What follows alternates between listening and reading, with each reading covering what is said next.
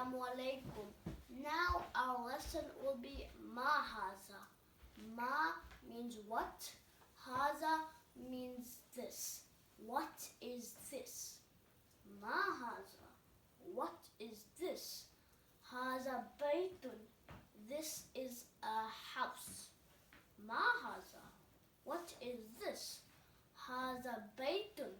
This is a house. One more time. Ma haza. What is this? Haza baytun. This is a house. Let's move on. Ma haza. What is this? Haza masjidun. This is a mosque. Ma haza. What is this? Haza masjidun. This is a mosque. One more time. Ma haza. What is this? Haza masjidun. This is a mosque. Let's move on. Ma haza. What is this? Haza babun. This is a door. Ma haza. What is this? Haza babun. This is a door. One more time. Ma haza.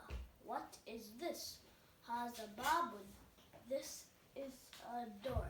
Allah Hafiz.